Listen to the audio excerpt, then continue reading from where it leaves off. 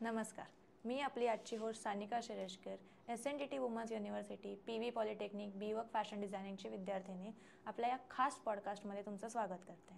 आज आपल्यासोबत खूप प्रेरणा देणारं व्यक्तिमत्व आहे, ज्या निकाई फॅशन स्टुडिओजच्या फाउंडर आहेत. त्या एक हुशार फॅशन डिझायनर आणि सामाजिक उद्योजिका आहेत. वर्ष 2000मध्ये त्यांनी SNDT वुमन्स युनिव्हर्सिटी, PV पॉलिटेक्निकमधून त्यांचं शिक्षण पूर्ण केलं. त्या त्यांच्या ट्रॅडिशननी एक कल्चरल टच द्यायचा नेहमीच प्रयत्न करत असतात. गेल्या वर्षी कान्स फिल्म फेस्टिवलमध्ये अभिनेत्री निहारिका रायजादा यांना आपल्या मराठमोळ्या पैठणीमध्ये स्टाईल करून त्यांनी महाराष्ट्राला एका इंटरनॅशनल लेवलवरती झळकावलं. त्यांच्या याच प्रवासाबद्दल आपण थेट त्यांच्याकडूनच जाणून घेऊया. मिस मृण्मयी अवचट, मला सर्वात आधी तुम्हाला विचारून आवडेल की इतक्या वर्षांनी पुन्हा कॉलेजला भेट देऊन तुम्हाला कसं वाटतंय? कॉलेजला नेहमी यायला छानच वाटतं. आपलं एक तर कॅम्पस इतकं छान आहे आणि 25 वर्षानंतर परत इथे येणं आणि तुम्ही एवढं मानाने मला बोलवणं याच्यासारखं म्हणजे मान नाही मला खरंच. आणि खूप छान वाटतंय. इतक्या आठवणी आहे तिथल्या आणि हे सगळं परत एक ताजं झालं आहे सगळं असं वाटतंय. आणि coming back to college is always been a pleasure. मस्त वाटतंय. तुम्ही 25 वर्षापूर्वी कधी विचार केला होता का की पुन्हा तुम्ही असं कॉलेजला भेट द्याल ॲज अ गेस्ट? नाही, माझ्यासाठी कॉलेज हे खरंच खूप प्रेरणादायी होतं. आणि एवढं नक्की होतं की मी कॉलेजला म्हणजे नेहमी संपर्कात राहीन असं.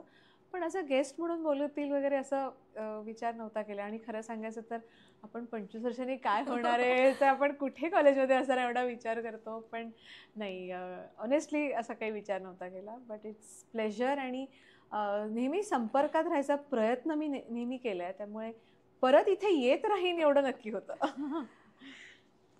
कॉलेजमधली एखादी आठवण किंवा एखादा किस्सा जो तुम्हाला शेअर करायला आवडेल?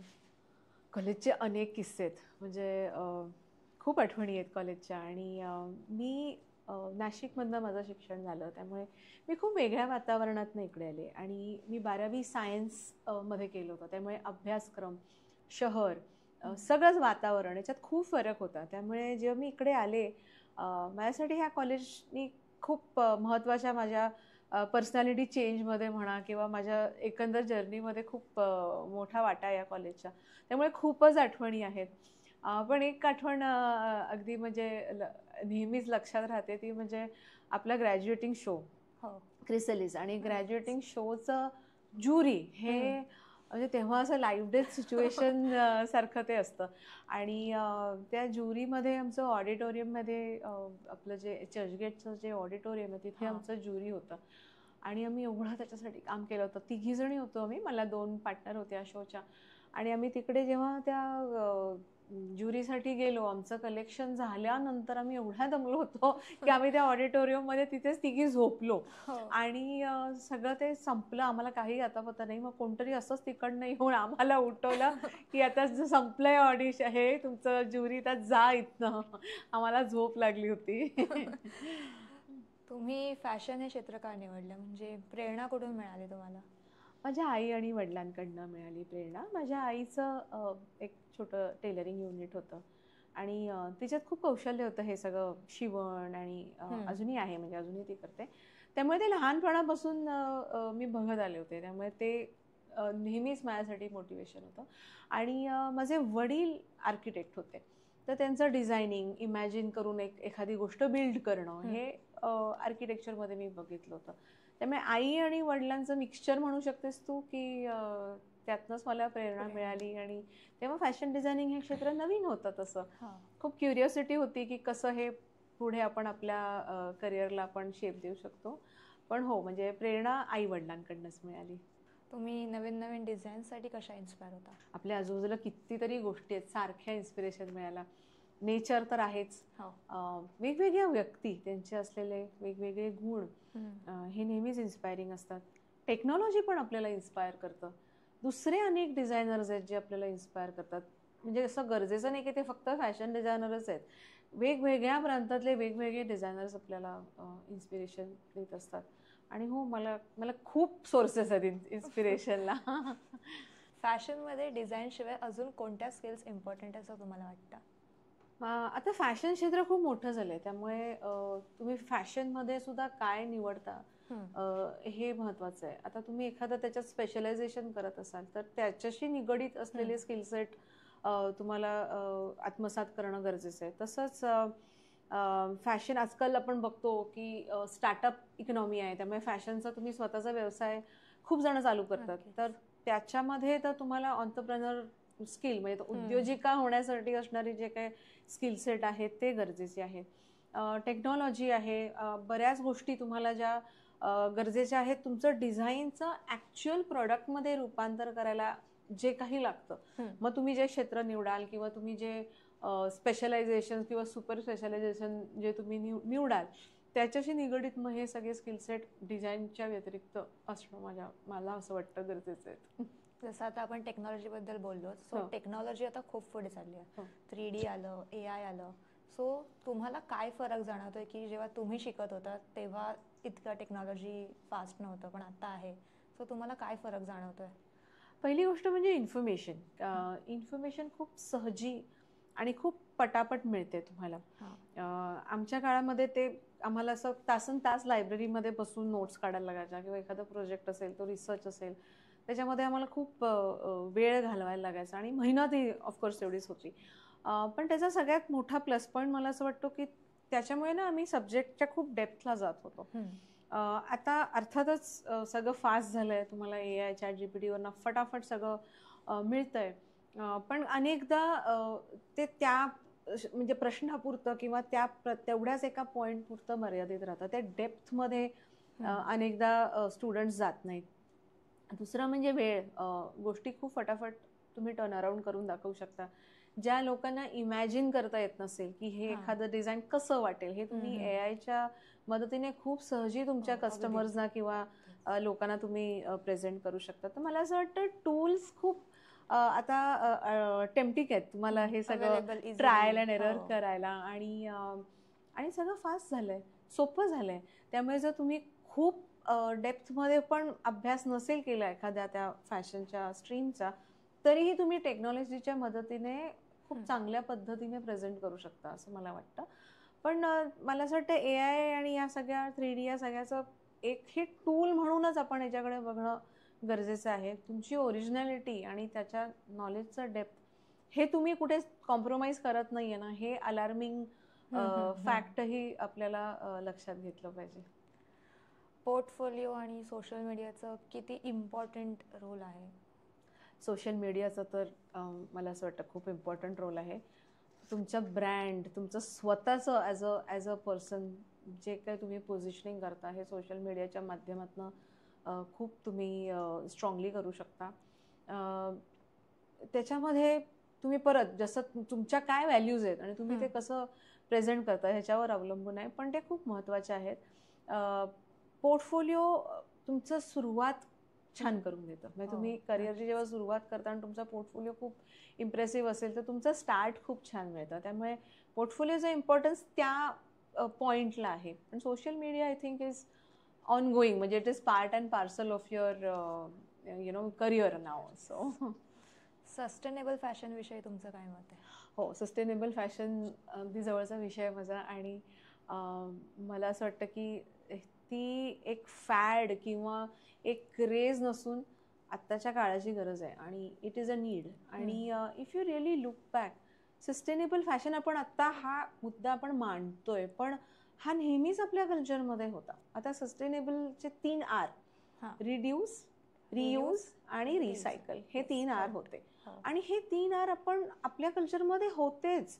रिड्यूस म्हणजे तुम्ही खूप जास्त शॉपिंग करू नका किंवा तुम्हाला जितकं नेमकं हवंय तेवढं शॉपिंग करा, हे सस्टेनेबल फॅशनचं रिड्यूस आपल्याला सांगतं. आता आपण जर बघितलं आपल्या कल्चरमध्ये, आपण कपडे कधी घ्यायचो? जेव्हा एखादा सण आहे, वाढदिवस आहे, लग्न आहे, म्हणजे रिड्यूस म्हणजे आपल्या गरजांपुरतं किंवा त्या ओकेजन पुरतीच आपण शॉपिंग करायचो. आता end of the season sale आहे, मग काय डील आहे, मग काय कुठली तरी सेलिब्रिटी एंडोर्स करते, हे सगळे फॅक्टर्स नव्हते. दुसरं आहे रियूज. आय थिंक इंडियन्स तर या जुगाडामध्ये त्यांना कोणी मागे नाही टाकू शकणार, कारण मोठ्या भावाचं छोट्या भावाला, मोठ्या बहिणीचं छोट्या बहिणीला, आपण हे कितीतरी आपल्या घरातच एक्झाम्पल्स बघितलेली आहेत नाही का, जिथे आपण रियूज करतोय. आणि तिसरा रिसायकल मध्ये आपल्या सिम्पल एक्झाम्पल घ्या, जुन्या साड्यांची केलेली गोधडी किंवा आपण केलेली रजाई, हे आपल्या कल्चरमध्ये खूप कॉमन होतं हे.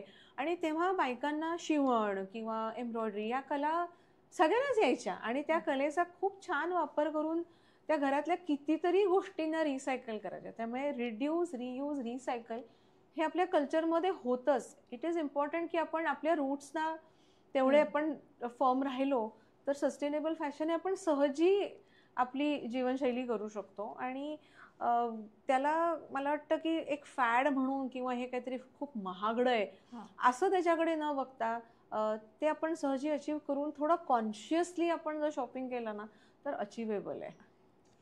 तुम्ही तुमच्या डिझाईन्समधून सोशल किंवा कल्चरल मेसेज कसा पोहोचवता? सोशल मला असं वाटतं की इन्क्लुसिव्ह होणं खूप महत्त्वाचं आहे. मी माझ्या डिझाईन्समध्ये जेव्हा मी वेगवेगळे आर्टिसन्स ते बनवतात तर त्यातल्या ज्या फायनान्शियली चॅलेंज्ड काही रुरल आर्टिसन्स असतात, काही मुली असतात, त्यांना मी प्रोत्साहन द्यायचा प्रयत्न करते. त्यांना कधी कधी स्किल डेव्हलपमेंटमध्ये पण मी त्यांना सपोर्ट करते. आणि ते मी सांगते ओपनली की हे या आर्टिसन्सनी केलं आहे. त्यामुळे तो मेसेजिंग असतो. एक माझं आत्ता मी कलेक्शन केलं होतं ज्याच्यामध्ये स्पेशली एबल्ड आर्टिसन्सनी ब्लॉक प्रिंटिंग केलं होतं. तर अशा प्रकारे तुम्ही त्यांना जर इन्क्लूड करून केलं तर ते एक सोशल मेसेजिंग खूप स्ट्रॉंगली आपण इम्पॅक्ट करू शकतो. कल्चरली हो आपलं there are so many aspects. आपल्या विणी आहेत, आपल्या एम्ब्रॉयडरीज आहेत, आपलं टाईम डाईंग आहे, आपले कितीतरी टेक्स्टाईलचे आपले फॉर्म्स आहेत जे शहरी लोकांपर्यंत पोचले नाही आहेत. तर मला असं वाटतं की त्याची ऑथेंटिक माहिती आपण किंवा तो अवेअरनेस आपण जर अर्बन पॉप्युलेशनपर्यंत पोहोचवला. अर्बन पॉप्युलेशनमध्ये स्पेंडिंग पॉवर आहे आणि आपण त्यांच्यापर्यंत पोहोचवला तर त्या रुरल किंवा आपल्या ट्रेडिशनल क्राफ्ट्समधनं नक्कीच त्याचा फायदा होईल. आणि मला असं वाटतं की हे कल्चरचं खूप महत्त्वाचं अंग हे आपल्या टेक्स्टाईल आणि हे फॉर्म्स आहेत. आणि त्याची माहिती आपण नेक्स्ट जनरेशनला देणं खूप महत्त्वाचं आहे. कारण जेव्हा त्याच्याबद्दल त्यांना कळेल तेव्हा त्याची व्हॅल्यू त्यांना नेक्स्ट जनरेशनला कळेल. आणि जेव्हा व्हॅल्यू असेल तर कन्झर्वेशनचा मुद्दा आपण मांडू शकतो. त्यामुळे अवेअरनेस आपल्या डिझाईन्सच्या थ्रू हे करण्याचा मी नेहमी प्रयत्न करते. तुमची एखादी फेमस डिझाईन किंवा सिग्नेचर स्टाईल? मी असं कधी विचार करून केलं नाही आहे, पण आय थिंक एम्ब्रॉयडरीज माझी सिग्नेचर स्टाईल झाली. आणि अनेक जण मला सांगतात की तुझी ही एम्ब्रॉयडरी म्हणजे हे बघून कळलं की ही तुझी एम्ब्रॉयडरी होती आणि हे तुझं डिझाईन आहे. त्यामुळे कुठल्याही खूप एम्ब्रॉयडरी नाही पण कुठेतरी थोडीशी एम्ब्रॉयडरी देणं आय थिंक ही माझी सिग्नेचर स्टाईल झाली आहे. आपण एक छोटंसं रॅपिड फायर सेगमेंट करूया. नक्की. आवडतं फॅब्रिक? लिनन. आवडतं डिझाईन? Indo western. आवडतं शहर? पॅरिस. कोणता फॅशन ट्रेंड आहे जो पुन्हा येऊ नये असं तुम्हाला वाटतं? वेस्टर्नला ब्लाइंडली कॉपी करण्याचा.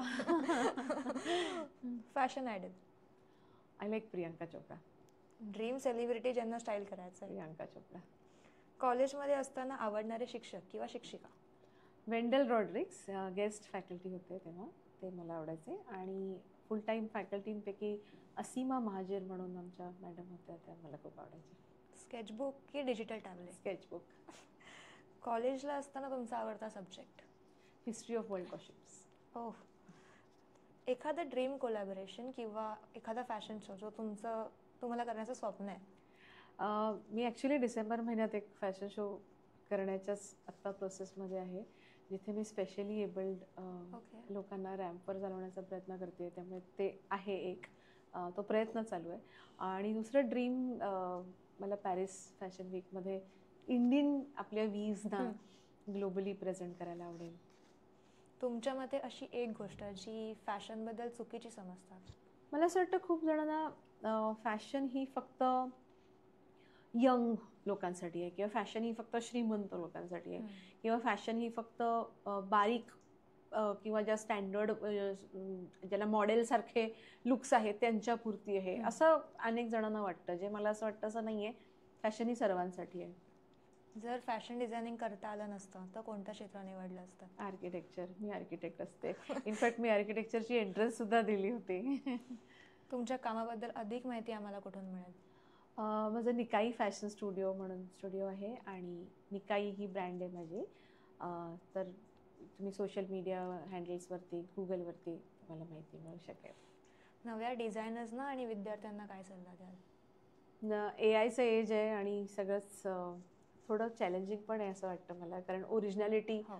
ठेवणं खूप महत्त्वाचं आहे. एक मुद्दा मी अगदी स्ट्रॉंगली पुट फोर्थ करीन की बीइंग मॉडर्न आणि बीइंग वेस्टर्न हे 2 वेगवेगळे मुद्दे आहेत. याच्यात कन्फ्यूज नका होऊ आणि तुमची जी आयडेंटिटी आहे ती जपा. Don't try to fit in. Fearlessly स्वतःच्या तुमच्या शैलीला, डिझाईन शैलीला प्रेझेंट करा. खूप तुमच्याकडे इंटरेस्टिंग टूल्स आहेत आता, खूप इन्फॉर्मेशन आहे, त्यामुळे त्याचा तुम्ही पुरेपूर वापर करून स्वतःची ओळख छान करू शकता.